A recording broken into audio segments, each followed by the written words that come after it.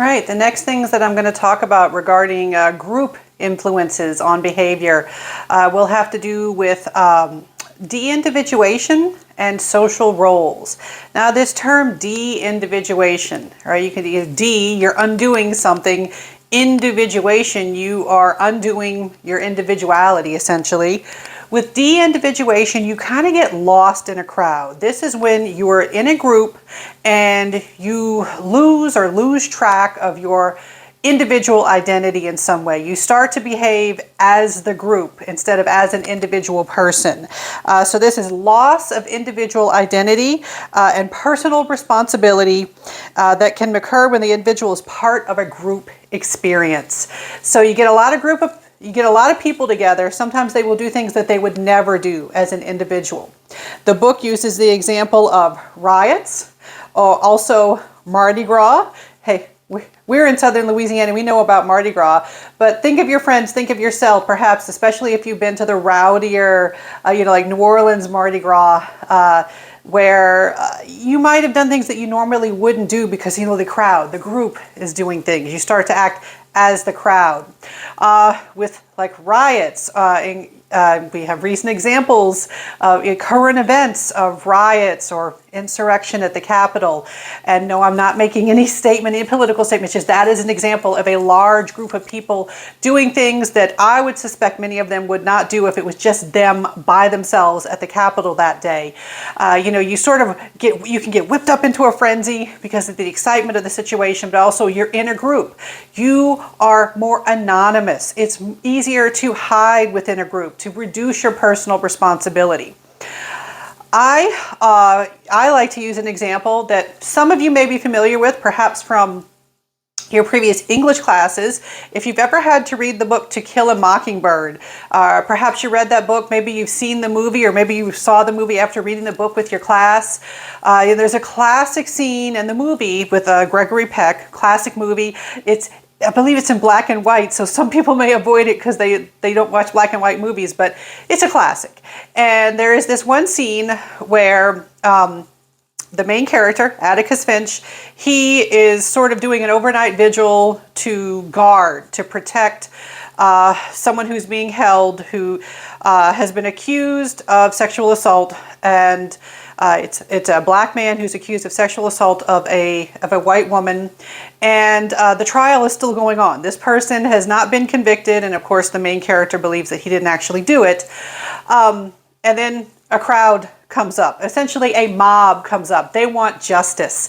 They want to take him and do their own sort of justice. They want to take the prisoner out of the official custody and go and it's probably a lynch mob pretty much. And so one thing that happens is that they don't know that there are children there. Atticus Finch's children are kind of hiding off to the side, and they see this big crowd of townspeople come up, and they're in a frenzy. They're furious. They're like, let us have him. Let us do our thing.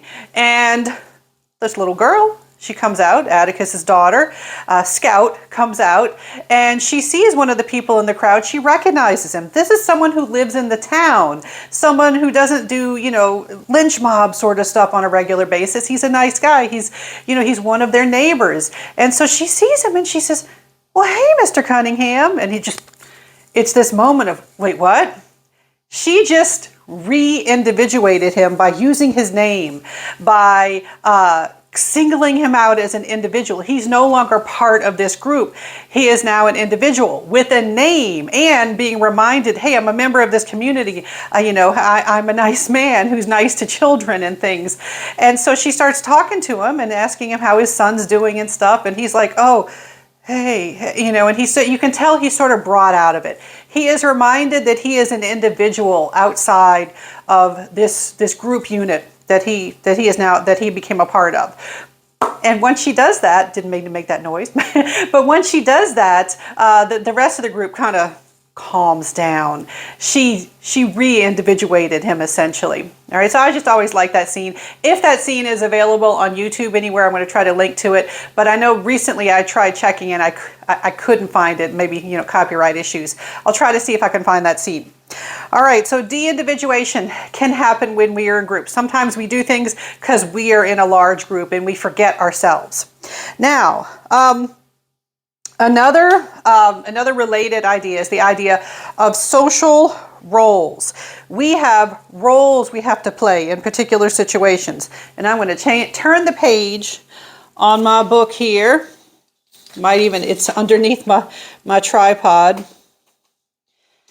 All right. So social roles. Oops, now we got a view of my filing cabinet there. All right, your classic work on the influence of social roles, on what you are expected to do. The classic work on social roles is conducted by Philip Zimbardo in the early 70s. I want to say it was 1971. Yes, 1971. This is a controversial study. It's a study that has been criticized for having some methodological flaws, but it gives us interesting results, so we're going to talk about the interesting results. All right, so when you have a role, you're expected to fulfill that role. When I go into a classroom and they say, okay, you're the teacher, you're the instructor for this classroom, these other folks are students. I have an instructor role, the students have a student role. I act differently than my students. I can't just, skip class because I don't feel like going. That's against the role of the instructor. You wouldn't expect a student to stand up and come to the front of the room and start teaching the class. That's not the role that's expected of them. All right. So sometimes you just know that you are expected to do certain things because of your role. Well, Zimbardo was interested in people put into a unique situation where they were designated as prisoners and guards. So his study is commonly known as the Stanford Prison Experiment or the Stanford Prison Study. Sometimes students do get confused because they think it was conducted by someone named Stanford. It was at Stanford University. So the researcher is named Zimbardo. It was conducted in the psychology department at Stanford University, in the basement in particular, because they built a mock prison in the basement. They recruited college students, and this was during a semester break, so they weren't missing classes or anything when they did this. And so they recruited students, and they gave them some vague information, but they didn't really know what was going to happen for this study. I did it again. I made the noise. Didn't mean to. So they randomly assigned the participants, where half were designated as guards, and the other half, or the other group, they were designated as prisoners. So they were randomly assigned to be a particular role. The guards were given a uniform, they were given reflective glasses and a nightstick. They were given all the stuff you'd expect a prison guard to wear, and they were told, here, you're going to be a guard. This study is going to last 2 weeks long. It was intended to last 2 weeks long.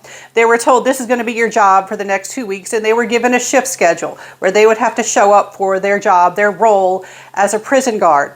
Now the prisoners, those that were designated prisoners, had a very different experience. They were arrested at their homes. They had a fake arrest, and they were brought into a prison and fingerprinted, given like a little uniform sort of thing that they had to wear. They looked a lot like pillowcases, and they had to live in the fake prison. They didn't get to go home like the guards did. They had to act like they were actual prisoners. So they were treated as prisoners, essentially.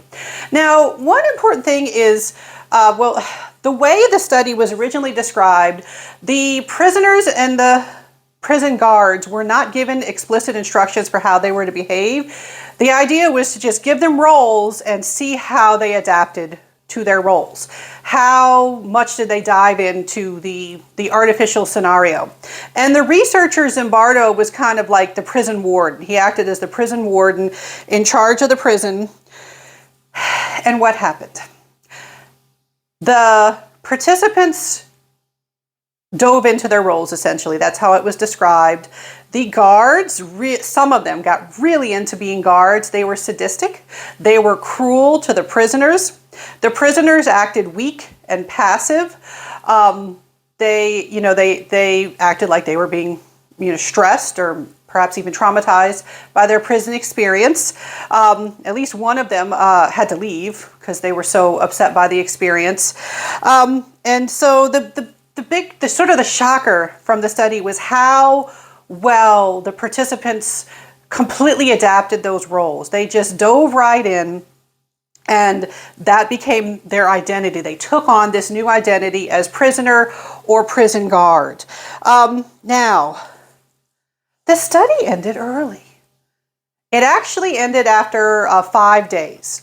So it was supposed to be a 2-week study. By the 6th day, they're like, no, we are done. Why did they end it? It turns out it wasn't actually because of the effects on the participants.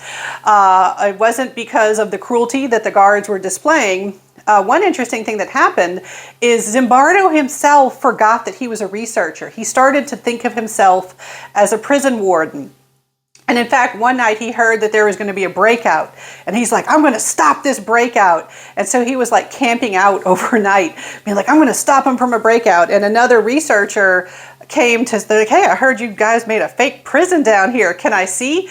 And he noticed, talking to Zimbardo, that Zimbardo wasn't acting like himself. He was acting like a prison warden. And he also asked Zimbardo the question, what's your independent variable? Because it turns out Zimbardo really didn't have a clear, specific hypothesis that he was testing. He wasn't testing a specific relationship between two variables. He hadn't made any specific predictions. He kind of just wanted to see what would happen if we made a fake prison and we assigned people to be guards and prisoners. It wasn't the most methodologically sound study, and you really couldn't call it an experiment because there wasn't true manipulation, there wasn't a true independent variable. But when Zimbardo realized that even he had been affected by the situation, that he had been absorbed by his role and forgotten his true identity, he was disturbed. And so he ended the study early, and then they get to report their results about how effective it was to simply give people a role, and they embraced the role, essentially. So that's sort of your classic study on the power of social roles, the power of social influence, group identity, things like that. The Stanford prison study is one of these studies that it is effective to see some original footage from it. So again, I know that there is some stuff available on YouTube. I'm going to link to at least one other video not made by me that has footage of that study so you can see some of it. All right, so that's, and this is going to end my videos about group influence. And then the next thing we move on to, in fact, I can't remember what the next thing is because it's in a different unit. The next thing we move into the more controversial stuff. We're going to move into things like stereotypes and prejudice and discrimination next.